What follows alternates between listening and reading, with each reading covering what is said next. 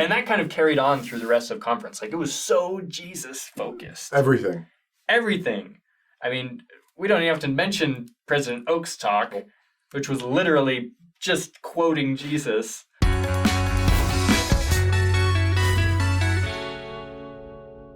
Hey everybody, welcome back to the show. I'm David. I'm Cam. And we are here today to give you a little General Conference recap. And it is Monday morning after General Conference. So it's pretty fresh in our minds. Exciting. Question mark? Very much so. I was very wrong on our last recap. In what way? I don't know. We were all we were a little worried that it was going to be President Nelson's last session, because it was the God be with you till we meet again and the whole ending, and we were like, oh no, he's not. And he looks like the youngest one on stage. So he did.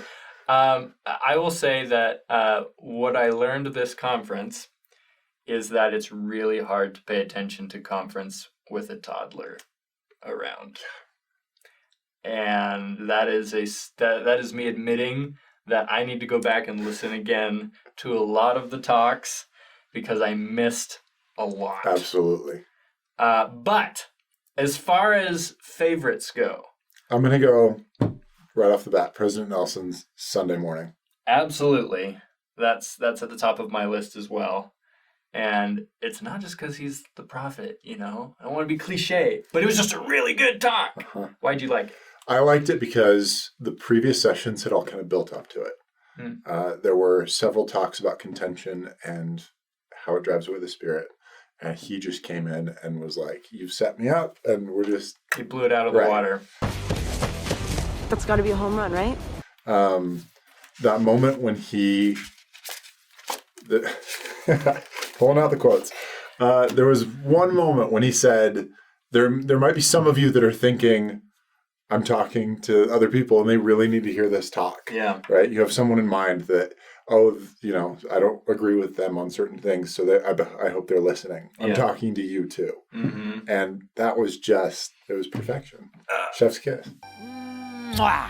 Chef's kiss, yes. I wrote some quotes down. It's so quotable. Mm-hmm. It's really good. I listened to it because, again, toddler running around. We had family over and stuff, as you do. Just not a great recipe for not a great recipe for focus. But I listened to it again. That was one that I listened to again. I listened to a lot of it this morning and then in the car on the way here. But anger never persuades, hostility builds no one, contention never leads to inspired solutions.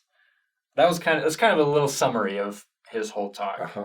And it was so good. And I was thinking, well, everybody can do better at it, right? Everybody. At the whole contention thing.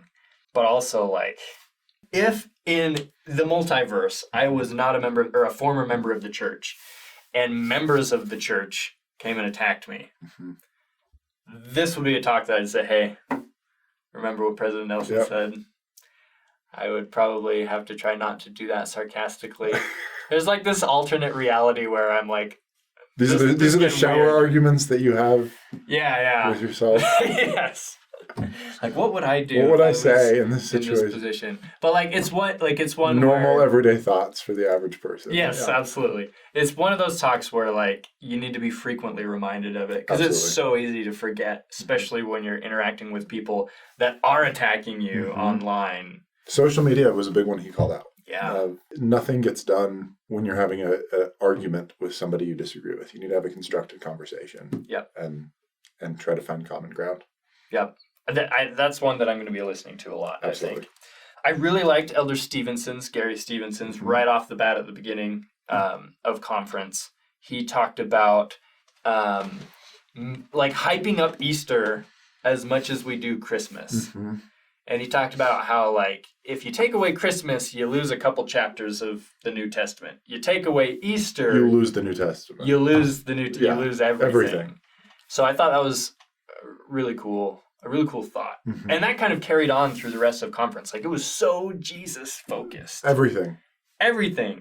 I mean, we don't even have to mention President Oak's talk. My message today consists of a selection of the words of our Savior, what he said.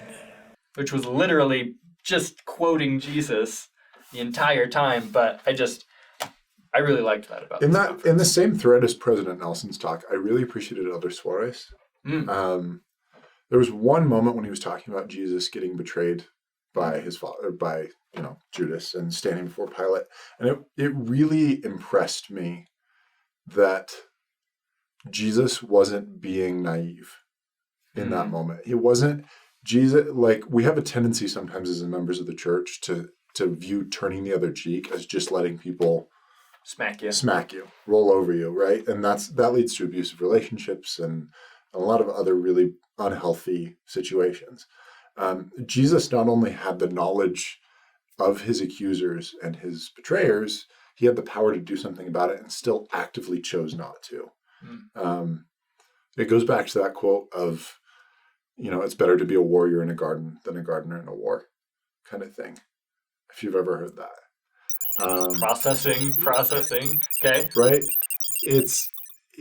Christ had the ability to fight back, and he had the power to do something about it, and he still chose in that moment to love and to show charity and to be compassionate. Yeah. And I think that was something that hadn't really hit me before, was all of this talk of love doesn't just mean let anyone do anything to you. It means have the ability to stand up for yourself and be willing to let things go, because we're all human and we all make mistakes. Yeah. Fabulous. Let's see, Elder Renland, Dale Renland, I really liked his talk about covenants and having a covenant relationship with God.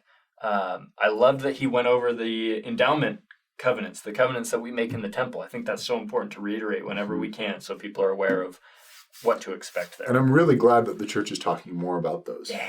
Elder Benoit was the one that really got things rolling, and I remember sitting in that conference and being like, wait, what? We can talk about this? What? Yeah. And that makes making those covenants so much easier, because you know what you're getting into. Yeah. In the temple, and it's not this moment of like, oh shoot, what am I about to commit to? Yeah. And we grew up with kind of that stigma, right? Of okay, what's going to happen? My first times at the temple was interesting. Yeah, because the preparation was a little bit different, but I think that the next generation is going to have a much easier time with that. Dieter F. Uchtdorf, For the Strength of Youth. Is that what he talked about? I thought at the beginning. So that's one I wrote down. I need to go back to listen to again. But what I got from it was a lot of parenting stuff. Yeah. Which applies to me now, which is kind of weird. This is all so weird. But what I did catch from it was important. Absolutely. Anyway, fantastic conference. I'm looking forward to going back and listening to it. Any temples that were announced with personal meaning? Every temple has personal meaning, but I have some friends in California that are going to get one now. San Jose, Bakersfield, Pennsylvania, a couple in Brazil, a couple in the Philippines. Yeah, Indonesia. No, it was just the Philippines. There weren't any in Thailand, right? I don't think so. Yeah, 15. It seems like every conference now it's like 12, 15 new temples. Yeah. It's getting pretty impressive. And there was a great quote. I'm trying to remember exactly what was said, but something to the effect of the more temples there are on earth, the weaker the adversary becomes. That's interesting. Something like that. Yeah. I need to go back and read Elder Renland's talk. Just more temples, more opportunities to make covenants and bind ourselves to God. That's all I wrote down. That's all I've got. That's all you've got? Yeah. Okay, what did you guys think about General Conference? Let us know what your favorite talks were, some of your favorite quotes, and we're going to be listening to those for the next 6 months. That's it. See you guys next time.